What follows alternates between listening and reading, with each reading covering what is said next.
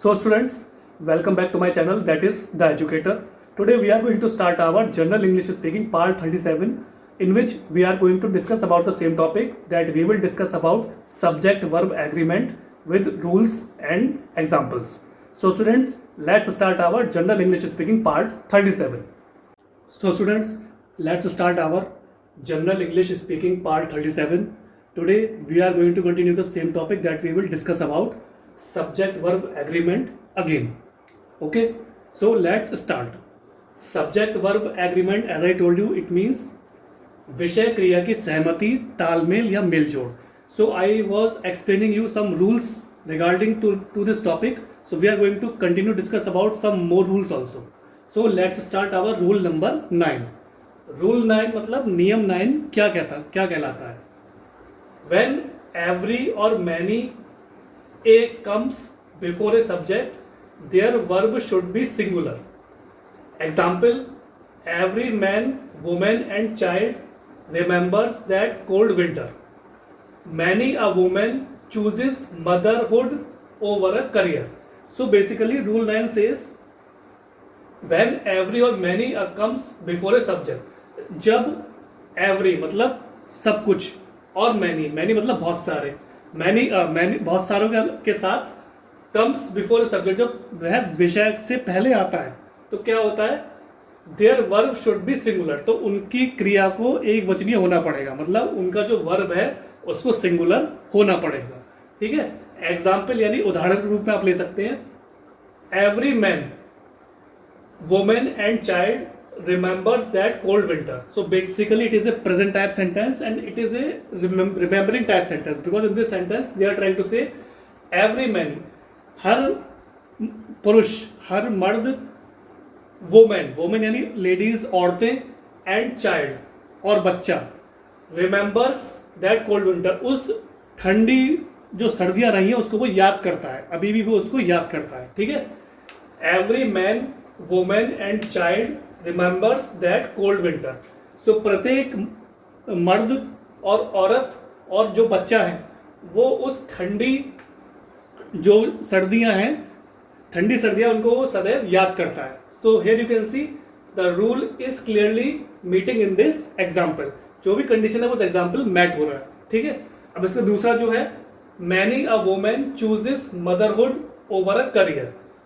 Many मतलब बहुत सारे जो वुमेन हैं, जो आपकी महिलाएं हैं, चूजेस मदरहुड, वो ज़्यादातर अपने मातृत्व को चूज करते हैं, चुनती हैं, ओवर अ करियर, अपने जो उनका करियर है उसको, करियर के ऊपर वो अपने मातृत्व को चुनती हैं. ठीक है. तो basically it is also a present type sentence. You can see many a women मतलब बहुत ज़्यादातर जो आपकी महिलाएं हैं, औरतें हैं, वो मदरहुड मतलब मातृत्व को चुनती हैं अपने कैरियर के ऊपर. उनका जो बेसिकली उनका जो कैरियर है, जिस फील्ड में अपना कैरियर बनाना चाहती हैं, लेकिन जब उनकी शादी हो जाती है तो कैरियर से ऊपर वो अपने मातृत्व को ही चुनना पसंद करती हैं. ठीक है. This was the basically rule number 9 in which I tried to explain you with examples. Now we will come to rule number 10. Rule 10 यानी नियम 10 क्या कहता है? There and here are never subjects when they appear at the beginning of a sentence.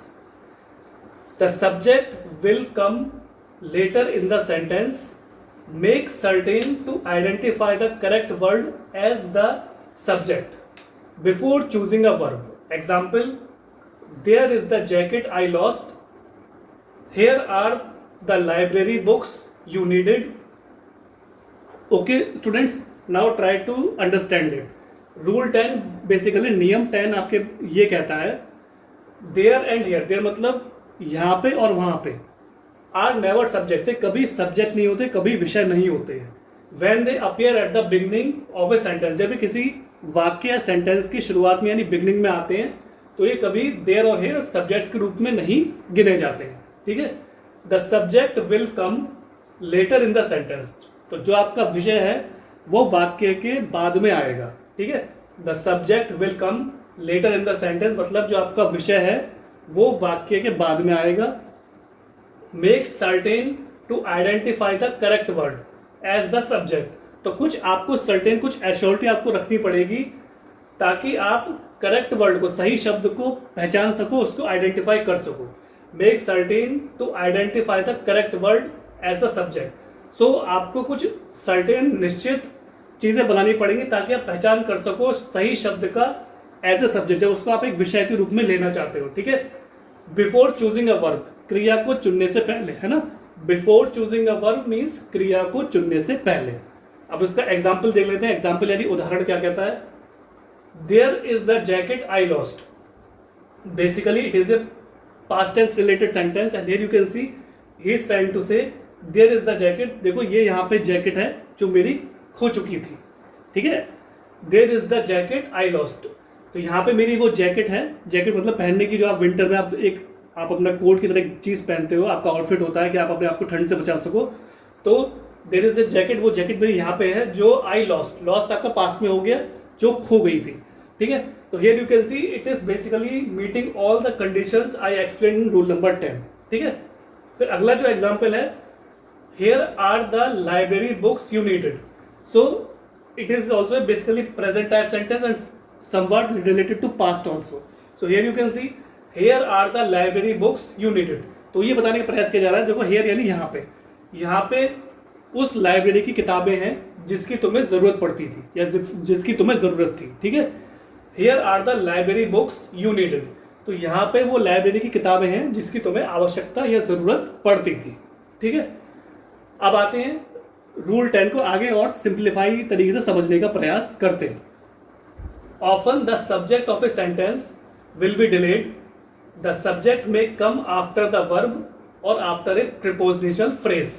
Example, through the gate ran the dogs of the police, in the lake swim 5 large fish. ठीक है, अब इस rule 10 को थोड़ा और विस्तार से समझते हैं। तो ये कहना चाह रहा है, often the subject of a sentence will be delayed. ज़्यादातर क्या होगा, जो वाक्य का जो विषय है वो कभी ना कभी डिले करेगा, मतलब वो उसमें देरी हो सकती है। ठीक है, often the subject of a sentence will be delayed, तो ज़्यादातर क्या होगा, जो वाक्य का जो विषय है उसको डिले हो सकता है, उसको देरी हो सकती है। ठीक, the subject may come after the verb और आफ्टर ए प्रीपोजिशनल फ्रेज। ठीक है, तो विषय जो है वो ज़्यादातर या तो क्रिया के बाद आ सकता है और आफ्टर ए प्रीपोजिशनल फ्रेज, यानी जो आपके प्रीपोजिशन होते हैं, है ना, प्रीपोजिशनल फ्रेज के बाद भी वो आ सकता है। ठीक है, the subject may come after the verb और आफ्टर ए प्रीपोजिशनल फ्रेज, तो विषय आपका ज़्यादातर क्या होगा, या तो वो क्रिया के बाद आ सकता है या प्रीपोजिशनल फ्रेज के बाद आगे आ सकता है। फ्रेज मतलब वाक्यांश, प्रीपोजिशनल फ्रेज के वाक्यांश के बाद भी आगे वो आ सकता है। ठीक है, अब हम इसके एग्जाम्पल यानी उदाहरण देख लेते हैं। एग्जाम्पल यानी उदाहरण, through the gate ran the dogs of the police. So here you can see it is basically a past tense related sentence and they are trying to say through the gate, मतलब gate जो होता है, जहाँ जो gate आप खोलते हो, जैसा आपके घर का गेट होता है, हर जगह कहीं आप जाते हो तो उसका एक मेन प्रीमाइस गेट होता है, उससे ही हमारी एग्जिट और एंट्री होती है। ठीक है, तो थ्रू द गेट, गेट के थ्रू पुलिस के कुत्तों ने दौड़ लगाई। ठीक है, through the gate ran the dogs of the police, तो जैसे ही गेट के थ्रू जो पुलिस के जो कुत्ते थे उन्होंने दौड़ लगाई थी। So here you can see it is basically meeting the condition of rule 10 which I explain to you. ठीक, in the lake swim 5 large fish, in the lake swim 5 large fish, it is basically present type sentence and you can C in the lake, lake मतलब आपकी जो नदी हो गया या तालाब या आप कुछ कह सकते हैं लेक, तो उसमें क्या है, 5 जो बड़ी बड़ी मछलियां हैं वो उसमें स्विम कर रही हैं, मतलब उसमें तैर रही हैं। ठीक है, इन द लेक मतलब आपके नदी या तालाब में, स्विम 5 लार्ज फिश, तो 5 जो बड़ी बड़ी मछलियां हैं वो उसमें तैर रही हैं। So it is basically a present type sentence and this sentence is also meeting the condition I explained in the above definitions, so it is meeting all those criteria. So students, this was the general English speaking part 37 in which I tried to explain you about subject verb agreement with rules, with definitions and with proper examples. Little bit some more rules are also left. We will continue it in upcoming classes and after that this topic will become finished. So kindly try to read it, understand it, try to focus on it, try to understand it and try to use these sentences in your English language when you try to speak with another person in day-to-day life. So ultimately what will happen, your confidence will boost up, your personality will groom and ultimately you will become a perfect and fluent English speaker in front of another person. So students, thanks for your valuable and precious time. Have a nice day.